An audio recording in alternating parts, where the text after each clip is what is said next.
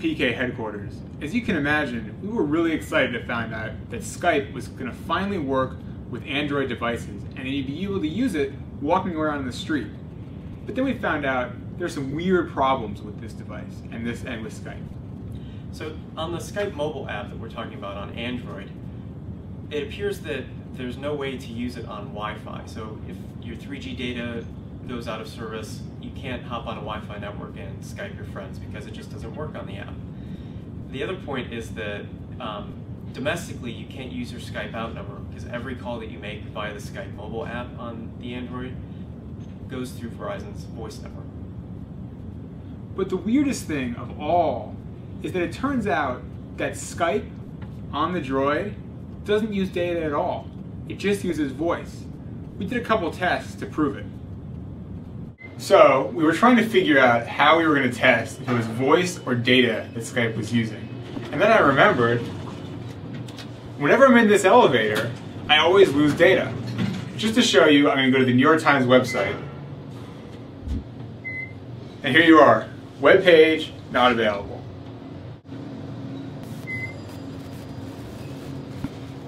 So even though I can't get data on my phone, I know in this elevator I can do voice. So I'm going to call Alex and we're going to see if we can connect.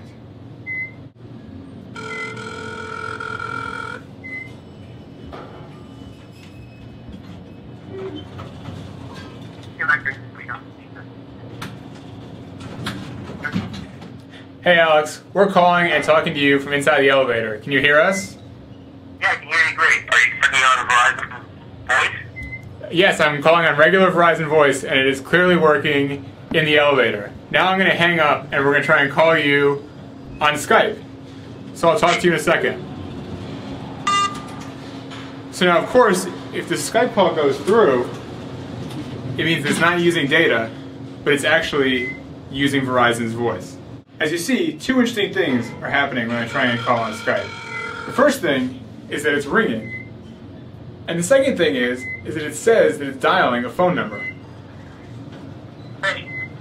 Hey Alex, we're calling you on Skype from the elevator. How's it going? Works pretty good. I can hear you great. Perfect.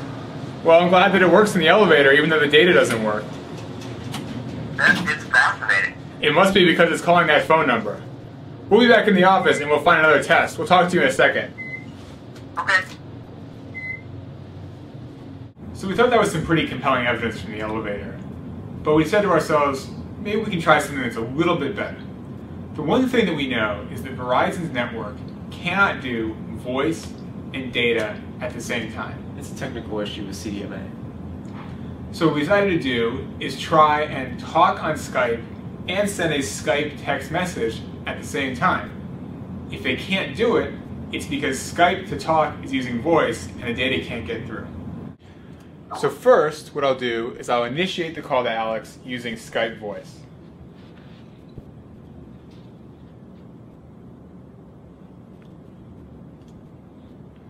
And once again, you can see it's calling that phone number. And I'm receiving the call on my side, so I'm going to click answer. Hey Mike. Hey, Mike. All right, so now, while I'm talking and we're using the voice channel, we're also going to try and send a text message through Skype.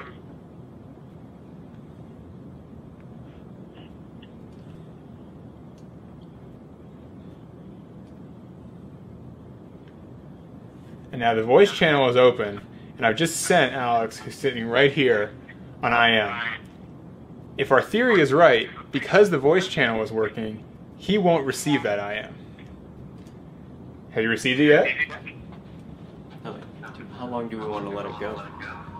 We got another 10 seconds. Okay. Anything yet? All right. So now what I'm going to do is I'm going to end the phone call. Which you'll see here.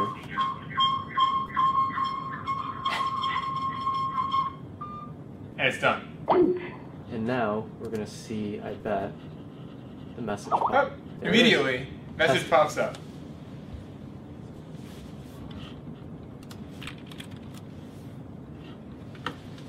So what we think is happening is that on Skype Mobile on these Verizon Android phones is that no data is actually being used, except for maybe to generate your contact list. Once that's generated, when you make a call, it goes through the Verizon voice network, and it doesn't actually touch the data network. The issue is when you have a voice call already going and you try to make an IM message through Skype, it doesn't go through because CDMA networks don't allow data and voice to work at the same time. The issue here is that we are kind of dealing with a crippled version of Skype once again. On the iPhone, we have a version of Skype that only works on Wi-Fi and not on 3G. And on Android, we have a version that only works on voice, not actually 3G, and can't work at all on Wi-Fi. So we're ending up with many different versions of the same app that have to be kludged in different ways to work on all these mobile devices when, quite frankly, it should just be an app and work on the internet.